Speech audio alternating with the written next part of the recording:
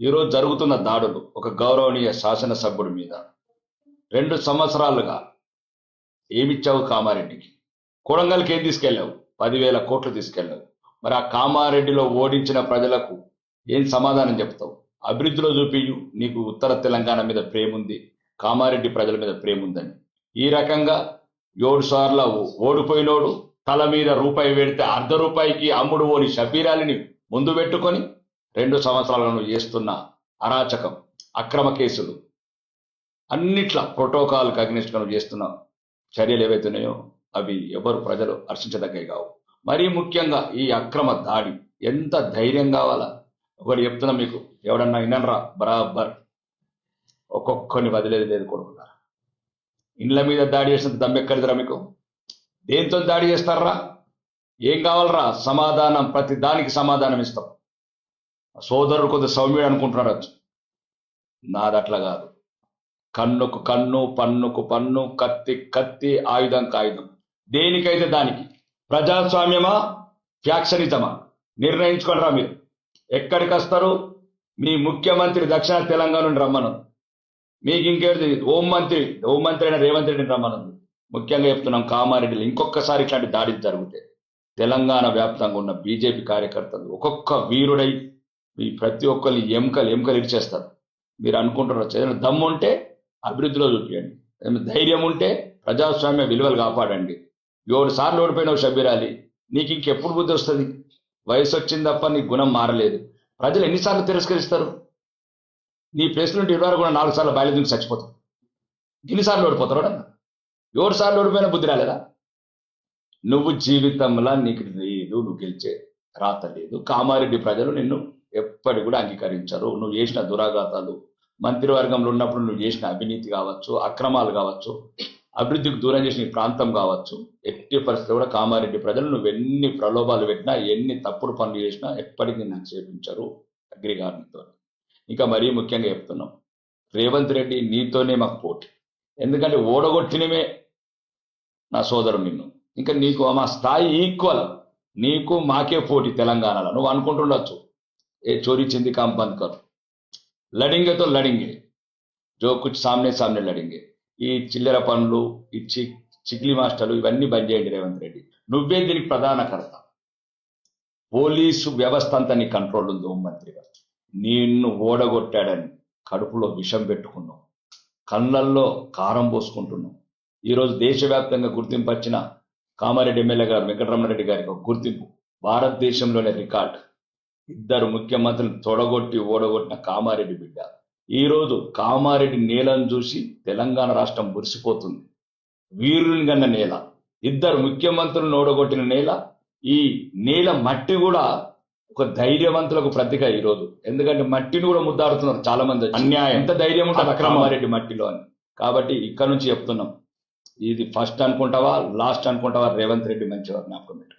నిన్ను ఈరోజు ఛాలెంజ్ చేసి చెప్తున్నాం, ఇద్దరితో పాటు రాబోయే ప్రభుత్వంలో సుమారు 80 మంది ఎమ్మెల్యేలను గెలిపించుకొని నిన్ను పదవిచ్యుతిని చేసి, నువ్వు ఏ రకంగా అక్రమ మార్గాలల్లో పదవిని చేపట్టావు, ఈరోజు రాష్ట్రాన్ని మోసం చేస్తున్నావు, అన్ని అబద్ధాలాడి, ఇంకా ముఖ్యంగా కామారెడ్డి నేలని సాక్షి నీ నాలుకకు బీసీ డిక్లరేషన్ కావచ్చు, స్కూటీలు కావచ్చు, మొత్తానికి మొత్తం నీ నాలుకని కడిగేసిందే కామారెడ్డి నేల. రాబోయే రోజులల్లా ఇంకా ఈ అక్రమ కేసులు, పోలీసు అధికారులు కూడా చెప్తున్నాం, ఎన్నొద్దులు ఉంటుంది ప్రభుత్వం. ఇంతకుముందు 10 ఏళ్ళు ఎటుపోయాడు, ఫామ్ హౌస్లో అన్నాడు. వీడు ఎక్కడ ఉంటాడు? వీడు ఇంకొక ఫామ్ హౌస్లో ఉంటాడు. మళ్ళీ వచ్చేది మేమే, గెలిచేది మేమే, నిలిచేది మేమే తెలంగాణలో. ఒకవేళ అక్రమ కేసులు సుమారు ఇప్పటికే 10 మందిని అరెస్ట్ చేసినట్టు తెలిసింది. మర్యాద కొద్దిగా బేషరతుగా విడుదలయ్యండి, లేకపోతే అవసరమైతే కార్యకర్తల కోపం తట్టుకోలేరు. తెలంగాణ వ్యాప్తంగా ఉన్న బీజేపీ కార్యకర్తలు, కోట్లాది కార్యకర్తలు కామారెడ్డి ముట్టడి చేస్తారు, కామారెడ్డిలో కవాతీ చేస్తాం. ఇంకా అక్రమ కేసులు మళ్ళీ ఎవరి మీద పెట్టినా చెప్తున్నాము, దానికి తగిన పరిహారం పోలీస్ వ్యవస్థ చెల్లించాల్సి వస్తుంది. మీరు ఎవరైతే ఇక్కడున్న ఇన్ఛార్జు వ్యక్తుల ప్రలోభాలకు లోబడి మీరు అక్రమ కేసులు పెడితే అవి తర్వాత మీరు ఎదుర్కొంటారు డిపార్ట్మెంట్గా. తర్వాత మా అధికారం రాగానే కంపల్సరిగా చర్యలు తీసుకుంటాం మీ అధికారుల మీద. ఇంకా మరీ ముఖ్యంగా దమ్ముంటే చెప్తున్నాం రాష్ట్ర ప్రభుత్వానికి, కామారెడ్డికి ఏమి ఇచ్చామో చెప్పు, కొడంగల్కి ఏం తీసుకెళ్ళవో చెప్పు రేవంత్ రెడ్డి. కామారెడ్డి ప్రజలను ఎంత మోసం చేస్తావు, అభివృద్ధిలో చూపించాడగా శ్వేతపత్రం రిలీజ్ చేయి. కామారెడ్డికి ఎంత ఇచ్చినావు, ఇంకా మరి ముఖ్యంగా ఇన్ఛార్జ్ మంత్రి సీతక్క గారికి చెప్తున్నా, ఏం తప్పు మాట్లాడాం సీతక్క మేము? అవును, సమాజం అన్నావు, అడవులకెళ్ళి నక్సలిజం అన్నావు, గన్నులు వదిలి పెన్నులు పట్టినావు. ఏం చేస్తున్నావు 2 సంవత్సరాల నుంచి? శాసనసభ్యుడికి ప్రమేయం లేకుండా సభలు పెడతావా, శంకుస్థాపనలు చేస్తావా, అభివృద్ధి పనులు చేస్తావా? రేపు మీ బతికేంది? మేము వచ్చిన తర్వాత మీ బతికేంది? మిమ్మల్ని కూడా మాకేది చూపించారో మీకు అదే చూపిస్తాం. అవసరమైతే మీకు సెక్యూరిటీ లేకుండా చెప్తాం. మీరు అనుకుంటారా? ఈరోజు ఒక్కటే చెప్తున్నాను, సీతక్క కావచ్చు, రేవంత్ రెడ్డి కావచ్చు, షబ్బీరాజ్ అదే బేస్టిక్. ఇట్లాంటి అపజయాలు ఎదుర్కొంటూ నేను చూసిన వరకు భారతదేశంలో ఇవ్వట్లేదు. అయినా ఇంకా చాలదు అని ఏం చేస్తావు షబ్బీరాజ్? నువ్వు 60 ఏదో హైదరాబాద్లో ఫైరవల్ చేసుకొని ఇన్ఛార్జ్ అనే ఒక పోస్టు తెచ్చుకొని ఈరోజు అమాయక కామారెడ్డి ప్రజలని మోసం చేసి ఎమ్మెల్యే మీద రెచ్చగొట్టడము, ఇళ్ల మీద దాడి చేయటము. అవును, బరాబర్ అంటున్నాను. షబ్బీర్ అలీ గారు రోహింగా ముస్లిమ్స్ ఉన్నారు. రోహింగా ముస్లిమ్స్ ఉంటేనే షబ్బీర్ అలీ ఈ దుశ్చర్యకు తెగబడ్డాడు. ఇక్కడ లోకల్ వాళ్ళు ఒకవేళ నువ్వు ఆ రోజు రోహింగా ముస్లిమ్స్ వస్తే ఎట్లుంటుంది ఇంటికి? కాబట్టి షబ్బీర్ అలీ మీద ప్రత్యేకంగా రాష్ట్ర ప్రభుత్వం అడుగుతున్నాం, షబ్బీర్ అలీ మీద సిబిఐ ఎంక్వైరీ చేయాలి. ఇతను ఏమేమి చేసిండు, ఎంతమంది ఇతనికి రోహింగా ముస్లిమ్స్ ఉన్నారు, ఎంతమంది బంగ్లాదేశ్ ఆక్రమణదారులు ఉన్నారు ఆయన వెనకాల, ఎంతమందికి సపోర్ట్ చేస్తున్నాడు, ఇవన్నీ ఎంక్వైరీ కమిషన్ వేసి సిబిఐ ద్వారా ఎంక్వైరీ చేసి షబ్బీర్ అలీని కఠినంగా అవసరమైతే రాజమండ్రి జైల్లో కారాగారం పంపించాలి, తెలంగాణ కాకుండా. షబ్బీర్ అలీ ఇక నీ కామారెడ్డిని ప్రమేయం తగ్గించు. ఒకవేళ నీకు దమ్ముంటే, ఒకవేళ నీకు ధైర్యమే ఉంటే నువ్వు ప్రజాస్వామ్యంలో ప్రజల మన్నను పొందు. ఇంకా కాబట్టి ఇట్లాంటి చిలికి చేష్టలు చేయకు, పిల్ల చేష్టలు ఇంకెక్కక ముందు ఉన్నది తడాక. ఇంకా అన్నాడు సోదరుడు చెప్పిండు కదా, బరాబర్ ఈట్కా జవాబ్ పత్తర్ సే దేగా. ఇంకా ఆడొక్కడు ఈడొక్కడు చిల్లరగా చెప్తారు, ప్రెస్ మీట్లు పెడుతున్నారు. జాగ్రత్త బిడ్డ, ఒళ్ళు హూనం అయిపోతుంది. ఏమనుకుంటున్నారా? ఎన్ని రోజులు ఉంటారా మీ వెనకాల పోలీసులు? ఎన్ని రోజులు ఉంటారా రేవంత్ రెడ్డి మీ దగ్గర? ప్రతి ఒక్కరికి లెక్కలు చెప్తాం రానున్న రోజుల్లో. ప్రజల అభిమానం పొంది ఎమ్మెల్యేలకు ఎన్నికైనాం. ఈరోజు ప్రజాస్వామ్యంలో ప్రతిపక్షంగా పోరాడుతున్నాం, ఈ ప్రభుత్వాన్ని నిలదీస్తున్నాం. ఏం చేసిందనరా మీ ప్రభుత్వం? ఏంద్రా అందరికి రుణమాఫీ చేసినరా, రైతు భరోసా చేసినరా, 5 సార్లు చెప్పి 3 సార్లు ముంచిన వాళ్ళు 4,000 పెన్షన్ ఇచ్చారా, 2,500 మహాలక్ష్మి ఇచ్చారా, తులం బంగారం ఇచ్చారా, పిల్లలకు ఉద్యోగాలు ఇచ్చారా, ఆడపిల్లలకు స్కూటీలు ఇచ్చారా, బీసీ స్లాబ్లాలు ఇచ్చారా? ఏ ముఖాలు పెట్టుకున్నారా మీరు? ఎందుకు తిరుగుతున్నారా ఇంకా ప్రజలలో మీరు? 2.5 సంవత్సరాలు అయింది. ఎక్కడిచ్చారా నిరుద్యోగ వృత్తి? ఎక్కడిచ్చారు 4,000 రూపాయల పెన్షన్? ఎక్కడిచ్చారు దివ్యాంగులకు 6,000? ఎక్కడిచ్చారా తులం బంగారం? మీ బతుకులు ఏడా? ఇష్టం గ్రామ్ బంగారం ఇవ్వండి. ఇప్పటికీ 2.5 సంవత్సరాలు అయింది. ప్రజలను నట్టేట ముంచి అబద్ధాలు చెప్పి ఈరోజు ఉర్రూతలుగుతున్నారు కదా. ప్రతి ఒక్కరికి సమాధానం చెప్తాం. ఇక ముందు చెప్తున్నాం, కామారెడ్డిలో కూడా మీరు ఎవరైనా తప్పుడు ఆరోపణలు చేస్తే దమ్ముంటే ప్రభుత్వం మీ చేతిలో ఉంది. ముఖ్యమంత్రి రేవంత్ రెడ్డి నీకు చెప్తున్నా డైరెక్ట్, నీకు ఒకవేళ కామారెడ్డి శాసనసభ చిన్న తప్పున్నా ఆయనతో పాటు నేను కూడా స్పీకర్ ఫార్మాట్ లో రాజీనామా చేస్తాను. కామారెడ్డి ఎమ్మెల్యే కాదు, కామారెడ్డి ఎమ్మెల్యే దమ్ముంటే స్పీకర్ ఫార్మాట్ రేపే పంపిస్తాం. రేపు దాని మీద నువ్వు ఎంక్వైరీ చేయు. అన్ని వ్యవస్థలు నీ చేతిలో ఉన్నాయి. మేమేం ఓటుకున్నట్టు కేసులు కాదే మా ఏం కేసులు కాదే. మీ మీద 169 కేసులు ఉన్నాయి. ఈ తప్పుడు ఆరోపణలు చేసి మా నైతిక స్థైర్యం దెబ్బతీస్తా అంటే మాత్రం ఎట్టి పరిస్థితి ఒప్పుకోము. రానున్న రోజులలో ఇక ప్రజాక్షేత్రంలో యుద్ధ క్షేత్రం చేస్తాం. మీరు ఏవైతే అబద్ధాల వాగ్దానాలు చేసినారో తెలంగాణ రాష్ట్ర వ్యాప్తంగా కాలికి బల్పం కట్టుకొని తిరుగుతాం. అవసరమైతే ఉత్తర తెలంగాణ ఒకరం, దక్షిణ తెలంగాణ ఒకరం పాదయాత్ర చేసి తెలంగాణలో ఉన్న ప్రజలందరినీ చైతన్యవంతం చేసి ఈ దుర్మార్గమైన కాంగ్రెస్ ప్రభుత్వాన్ని ఈ రాష్ట్రం నుంచి పారదోలుతాం.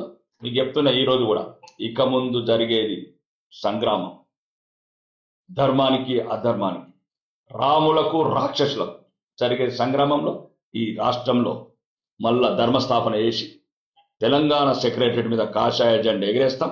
అభివృద్ధి పథంలో కామారెడ్డిని కావచ్చు, ఆర్మూర్ కావచ్చు, 33 జిల్లాలని సమానంగా చూసి, మీ లెక్క కాదు, నల్గొండ, ఖమ్మం, మహబూబ్నగర్ కాదు, 33 జిల్లాలు సమానం. మాకు భారతీయ జనతా పార్టీ 30 రాష్ట్రాలను ఎట్లా చూస్తున్నాము, 33 జిల్లాలు సమానంగా చూసి రాబోయే రోజులలో ఈ రాష్ట్రంలోనే నెంబర్ 1 నిలబెడతాం కామారెడ్డిని.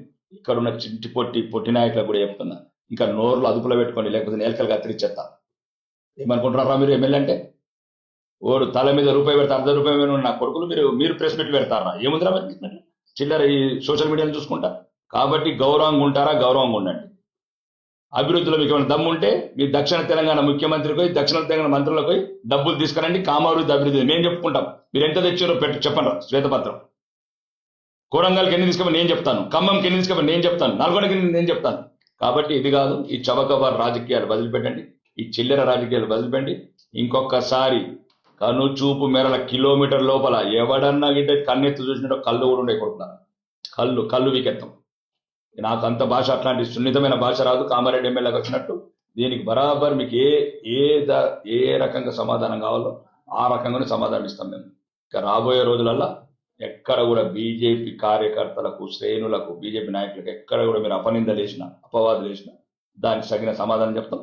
రాబోయే ప్రభుత్వంలో ఏవైతే జరిగినాయో ఈ సంఘటనలు, ఎవరెవరు ఉన్నారు వెనకాల, ప్రతి ఒక్కరి మీద చర్యలు తీసుకొని వీలైతే పక్క రాష్ట్రంలో జైల్లో, రాజమండ్రి జైలుకు పంపిస్తాం.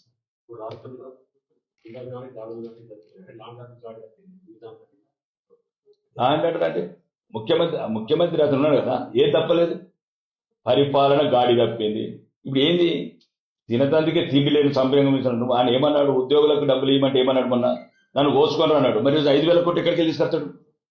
రాహుల్ గాంధీకి, ప్రియాంక గాంధీకి 1000 కోట్లు ఇస్తాడు. 1000 కోట్లు ఎక్కడ ఇస్తావు రేవంత్ రెడ్డి? ఇక్కడ ఉద్యోగులకి 100 కోట్లు. పరిపాలన మంత్రి ఈరోజు బాన్స్వాడ ఘటనలు కావచ్చు, ఈ రోజు పాత బస్తీ ఘటనలు కావచ్చు, ఈ రోజు నిజామాబాద్ ఘటనలు కావచ్చు, చాతగాని దద్దమ్మ ప్రభుత్వం, శాంతి భద్రతను కాపాడిన ప్రభుత్వం, మెజార్టీ ప్రజలను, హిందువులను అవమానించే ప్రభుత్వం, మతం మారిన ముఖ్యమంత్రి. ఏం మాట్లాడతాడు? రేవంత్ ఉద్దీన్ అంటాడా? ఎటువంటి నైతిక విలువలు ఉన్నాయి పరిపాలకుడికి? గుణం మారలేదా? 420 వాగ్దానం చేసి 420 ముఖ్యమంత్రి. ఏమి నువ్వు సెక్యులర్ పార్టీ కదా కాంగ్రెస్, సెక్యులర్ పార్టీ అన్నప్పుడు ఎట్లాంటి మాటలు మాట్లాడుతున్నావు? మరి రేవంత్ రామన్ అనుకోరాలదా? అంత దమ్ము లేదా రేవంత్ రెడ్డి? అంటే ఏమనుకుంటావు, అల్లుని అబ్దుల్లా చేస్తావు, అది నేను సైరాబాన్ చేస్తావు, ఇక మొత్తం మతం మారి ఇక మొత్తం హిందువులని కుంభముస్తావా? రేవంత్ రెడ్డి నువ్వు ఒక్కడవేనా మారింది? మొత్తం నీ కుటుంబం మొత్తం మతం మారినరా? అల్లుడు అబ్దుల్ ఎప్పుడవుతాడు? అది నా ఫాతిమ ఎప్పుడైతుంది? ఎన్నొద్దులు మోసం చేస్తావు ప్రజల్ని, తెలంగాణ ప్రజలు అమాయకులు గారు, నేను నమ్మి ఓట్లేసారు. దానికి మళ్ళీ వచ్చే ఎలక్షన్లలో ఇక స్థానిక సంస్థలు ఉంటున్నారు. ఈ దేశంలో స్థానిక సంస్థలు వేరు, జనరల్ ఎలక్షన్స్ వేరు. ఇక్కడ ఆడొకటి ఇక్కడ స్థానికంగా ఉంటుంది. కొంత బలగంతో, బంధుత్వంతో, స్థానిక సంస్థలతో ముడిపడి ఉంటుంది తప్ప దానికి దీనికి సంబంధం లేదు. త్వరలోనే వీలైతే ఇంకా ముఖ్యమంత్రి కూడా మారుతానంటున్నారు. ముఖ్యమంత్రి మారితే రాష్ట్రానికి అరిష్టం పోతుంది. రానున్న రోజుల్లో వచ్చేది వెలిగేది కాషాయమే. ఈ రాష్ట్రంలో రాష్ట్ర ప్రభుత్వం రాగానే ఏదైతే అప్పులను తగ్గించి అభివృద్ధి వైపు తీసుకెళ్తుంది రాష్ట్రానికి. 3 రోజుల నేపథ్యంలో జరుగుతున్నప్పుడు జిల్లా నాయకులను, రాష్ట్ర నాయకులను ఔదార్యం చేసి దీని ఏ విధంగా తెలుస్తుంది? ఈ ప్రభుత్వం ఒక పిరికి ప్రభుత్వం. ముఖ్యమంత్రి పిరికివాడు. అంటే నీడని చూసి భయపెట్టాడు ముఖ్యమంత్రి తెలంగాణ. దాన్ని బట్టి అర్థమైంది లేదా? అంటే మీరు దాడులు చేస్తారు అంటే ఈ దాడులు వెనకాల ఎంత పెద్ద కుట్ర ఉన్నది? దీని వెనక ఎవరున్నారు? ఉగ్రవాద చర్యలు ఉన్నాయా, తీవ్రవాద చర్యలు ఉన్నాయా? ఒక శాసనసభ్యుడు ఇంటి మీదకే దాడి చేస్తే సామాన్య ప్రజలకు రక్షణ ఏది? సామాన్య ప్రజలకు రక్షణ ఏది? ఈరోజు ఆడపిల్లలు హాస్టల్లో ఆడపిల్లలు చేసుకున్నారు, రోడ్ల మీద అమ్మాయిల మీద అత్యాచారాలు జరుగుతున్నాయి. కాబట్టి ఇక్కడ శాంతి భద్రతలు మొత్తానికి విఫలమైనవి.